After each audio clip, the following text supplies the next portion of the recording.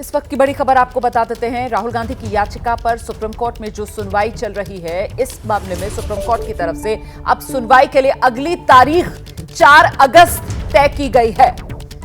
Modi surname मानहानि मामला, जिसमें राहुल गांधी ने सुप्रीम कोर्ट का दरवाजा खटखटाया है। सुनवाई आज हुई है और अब सुनवाई की अगली तारीख 4 अगस्त तय की गई है। याचिकाकर्ता पूर्णेश मोदी को सुप्रीम कोर्ट का नोटिस, सुप्रीम कोर्ट ने गुजरात सरकार को भी नोटिस जारी किया है।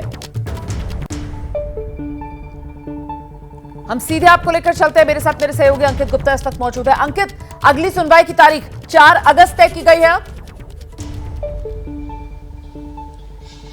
जी बिल्कुल, 4 अगस्त तय की गई। इसका मतलब यह है कि राहुल गांधी ने जो अंतरिम राहत की मांग की थी, जिसमें उनके वकील का यह कहना था कि उनको जो दोषी करार दिया गया है, उस सजा पर उनको दोषी जो करार दिया गया है उस पर जो है रोक लगा दी जानी चाहिए जब तक सुप्रीम कोर्ट में मामले की सुनवाई चल रही है। लेकिन सुप्रीम कोर्ट ने वो अंतरिम राहत नहीं दी है, यानी कि 4 अगस्त तक के लिए तो राहुल गांधी को राहत नहीं मिली है। इस सबके बीच में प्रक्रिया का पालन करते हुए सुप्रीम कोर्ट ने इस मामले में जो शिकायतकर्ता थे पूर्णेश मोदी और गुजरात सरकार को नोटिस जारी किया है, जवाब देने को कहा है। हालांकि पूर्णेश मोदी लगातार इस राहत का जो राहुल गांधी चाह रहे हैं उनका विरोध करते रहे, हाईकोर्ट में भी, निचली अदालत में भी और सुप्रीम कोर्ट में भी विरोध करेंगे। लेकिन उन्होंने औपचारिक तौर पर अपना जवाब देने के लिए 10 दिनों का कम से कम वक्त मांगा था। सुप्रीम कोर्ट ने 4 अगस्त की तारीख तय की है, यानी कि अगर अभी के लिहाज से बड़ी खबर की बात की जाए तो राहुल गांधी जिस अंतरिम राहत की मांग कर रहे थे वो नहीं मिली। जी आप रहिए मेरे साथ, मैं लौटूंगी आपके पास। हमारे सहयोगी निपुण सहगल भी इस वक्त हमारे साथ मौजूद हैं और जरा निपुण से जानते हैं। निपुण, ये जो नोटिस जारी किए गए हैं, पूर्णेश मोदी ठीक है याचिका करता है, उनकी तरफ से कैविएट भी दाखिल की गई थी, उनको नोटिस, और साथ ही साथ गुजरात सरकार को भी नोटिस जारी किया गया है। जरा बताइए इसके बारे में विस्तार से निपुण।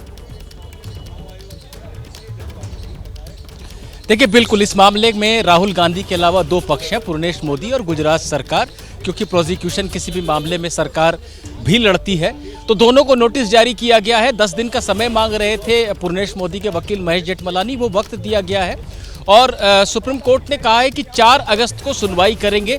तो फिलहाल जो हाईकोर्ट का ऑर्डर था उस पर कोई रोक नहीं है, यानी राहुल दोषी बने हुए हैं और अयोग्य भी बने हुए संसद सदस्यता के। लेकिन 4 अगस्त को ये तय हो सकता है कि क्या राहुल पर अयोग्यता की ये जो तलवार लटकी हुई है वो खत्म हो जाएगी। एक दिलचस्प बात मैं रोमाना बताना चाहूंगा, यहाँ पर कोर्ट की कार्रवाई को लोग बड़ी दिलचस्पी से देखते हैं। जब सुनवाई शुरू हुई तो जो बेंच के अध्यक्ष थे जस्टिस गवई, उन्होंने खुद बताया कि उनका परिवार कांग्रेस से संबंधित रहा है, पिता जुड़े रहे हैं और भाई भी जुड़े हुए हैं, तो क्या किसी को कोई आपत्ति है कि वो सुनवाई करें। दोनों ही वकीलों ने कहा, जो पूर्णेश मोदी के वकील और राहुल गांधी के वकील ने, हमको कोई दिक्कत नहीं है, हमको आपकी निष्पक्षता पर भरोसा है। उसके बाद कोर्ट ने नोटिस जारी किया है, तो ये नोटिस जारी हो गया है और जवाब देने का समय दिया गया। अब 4 अगस्त को आगे इस पर फैसला हो सकता है। निपुण, कोई अंतरिम राहत की बात रखी गई क्या इस बीच आज राहुल गांधी के वकील की तरफ से? देखिए, अभिषेक मनु सिंघवी ने यह प्रयास जरूर किया। उन्होंने कहा कि आप इस पे अंतरिम रोक लगा दीजिए, जो हाईकोर्ट का आदेश है, या फिर बहुत जल्दी की तारीख दीजिए। तो कोर्ट ने उस पर ध्यान नहीं दिया और महेश जेठमलानी जो मोदी के लिए, पूर्णेश मोदी के लिए पेश हुए थे, उन्होंने भी विरोध किया कि बिना हमारा जवाब देखे कोई आदेश न दिया जाए। ऐसे में कोई अंतरिम राहत राहुल को नहीं मिली है, सिवाय इसके कि बहुत नजदीक की एक तारीख दी गई है 4 अगस्त की, और 4 अगस्त को मामला सुना जाएगा। ठीक है, आप दोनों से ही मैं जानना चाहूंगी, क्योंकि अंकित गुप्ता भी इस वक्त हमारे साथ मौजूद हैं। पहले अंकित के ही पास चलते हैं। तो अंकित, कुल मिलाकर अब 4 अगस्त की तारीख, 4 अगस्त की तारीख को सीधे फैसला आ जाएगा, अब इसी की संभावना है?